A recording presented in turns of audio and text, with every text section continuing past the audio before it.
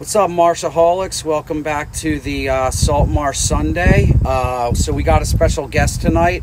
It's my buddy, Billy Leconey. How's it going, everybody? So we're going to be hitting it hard tonight, going out after bass. The bite was freaking amazing this weekend with this new moon, summer solstice. There was an eclipse, I think, tonight, and it brought some of the most phenomenal fishing that I've been on in a very long time. And it was just a special weekend all around. Happy Father's Day to all the fathers out there. And I sort of cut out a little abruptly last week, and I didn't really get a chance to get into it. But last week we had talked about slab zone. I had a chance to fish it a lot this week. They've been scrapes on it, but this thing is still solid and ready to catch 30 more. I have 100% confidence in these guys after fishing them as much as I did. Like I said, my favorite part about them is the rattle, and absolutely incredible. This bait in particular here probably caught 30 sizable bass this weekend, and it's still good as new. I mean, there's a couple lip that rattle is key. It really is key. And that was always my one big gripe with soft plastics, is you didn't really have like a lot of noise. And last video got cut off, but bottom line is these things are awesome. The rattle adds to the appeal of the bait. If you're a swim bait lover, if you fish the storm shads, I highly recommend that you try these baits out, because if I was using storm shads through those sessions, I probably would have went through 3 packs and probably $20 worth.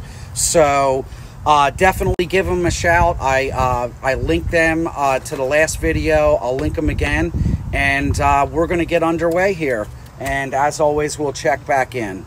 So one last thing I forgot to mention is the tracking on this bait. It tracks true, which is the one thing I always hated about storm shads. So if you're trying a quicker retrieve with a storm shad here, they go. I mean, a fish is not going to eat something that's rolling around all funny and doesn't look natural. And like I said, that's another piece of the appeal. And I would say between the rattle and that tracking, that's sideways. They don't swim straight. They start rolling around. This thing tracks straight line, as fast to retrieve as you want. Never rolls. It stays perfect in the water, and that's a big deal for bait presentation. That's big. That's perfect. I mean, I don't think you can ask for any more than that. So the first stop we went to, we found some cow nose rays tailing in this little flat. Of course, now he disappeared.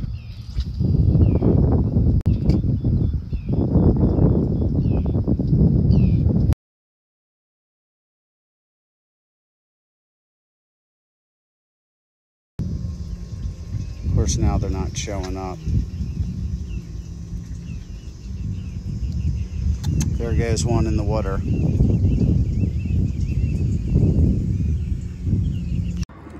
Picked up a nice little chunky bass here, probably like 23.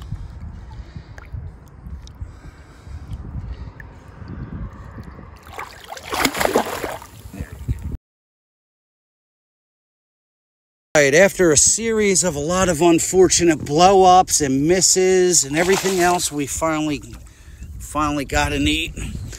But we're nearing prime time here for topwater, so that's what we're going to do. We're going to keep plugging on that. That is a really fat, chunky bass right there. Definitely like 28 or 30 inches. That was an angry one. Yep.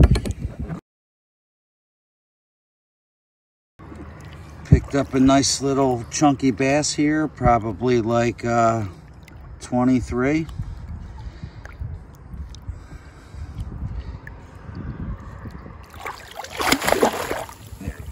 So, Marsh Sunday wrap up real quick.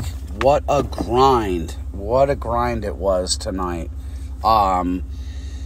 So we ended up getting a lot, some blow-ups a lot, because we basically, like the first part of the session, we were just looking for a topwater bite. So even for my area, when it wasn't prime, we were just throwing topwater no matter what.